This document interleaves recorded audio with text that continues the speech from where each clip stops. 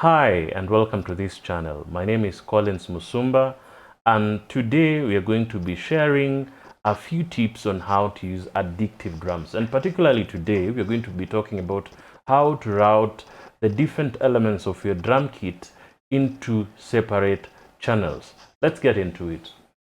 So over here I have a drum groove from Addictive Drums.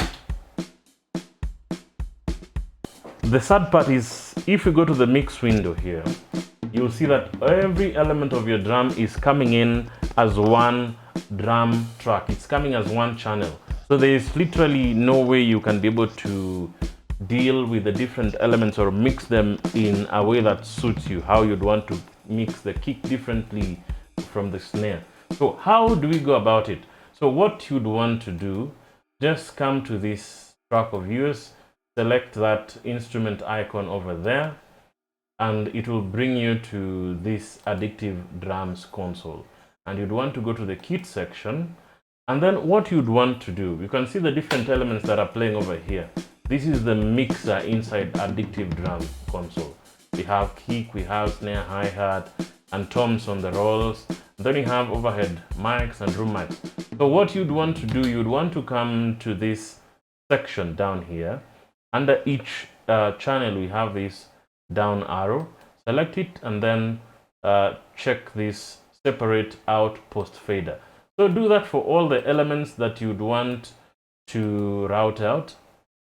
I'm going to do also for all the toms, tom 1, tom 2, tom 3, tom 4. I normally don't like using the flexes. These are the effects that come built in Addictive Drums, because normally I like to tweak my drums to my own taste. I'll also use the overhead mics and the room mics as well. And once you're done with that, you can close this.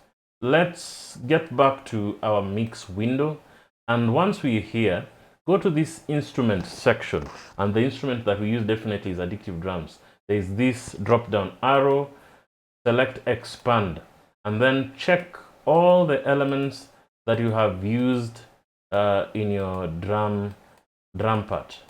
So I'm going to select all these apart from the flexies and the bass.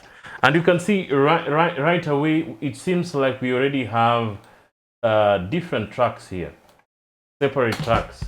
You can play, you can be able to solo, but we have not yet gotten to the audio level, because if you look over here, we are still at the MIDI level. So now we go to the next level. You'd want to consolidate all these parts, merge them into a single track. If you had played several segments, several parts, just merge them by pressing G.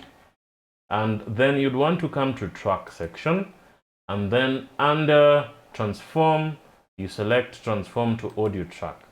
You want to check render all channels, preserve instrument, track state, and auto tail. Then press OK. So this is a point where you wait as Studio One now tries to convert or route out these different elements into their own separate channels. And once this is done, you will be able to have your audio channels, and as well still be able to retain your MIDI tracks, so that if you want to go back to edit, you can quickly go back and maybe add in a few elements if you wanted to reduce the velocity or add a drum part somewhere. It's very easy to go back there. And the beauty about Studio One, after exporting, they will come already named as they were named in the Addictive Drums console, unlike in something like Pro Tools, where you'd have to go through some tedious process. You have to record these drum parts and then come once again and now, start writing the different names. If it's a kick, if it's a snare, you have to write it all over. So let's get back to it once it's done. Beautiful, you can see it's done here. Now, as you can see clearly here, we have our audio tracks. And the beauty about it, if you look inside there, we still have the MIDI information, just in case you'd want to go back, And as I told you, it has come already named kick, snare, hi-hat, and all the elements that you have. So at this point, what you would want to do is to make sure that all the elements apart from the overhead and the room mics are in mono.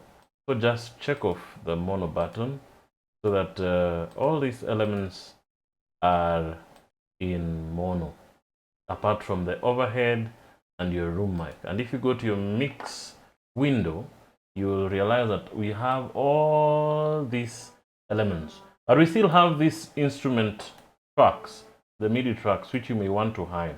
So select all of them and right click, then just say hide. And now all you have is your audio tracks, and you can manipulate them how you wish. If you'd want to pan, if you'd want to adjust the volume levels, if you'd want to put some fade-ins and fade-outs, you're free to do that. Thank you so much for watching this, and if you'd like content like this one, make sure you subscribe and please like. See you in the next one.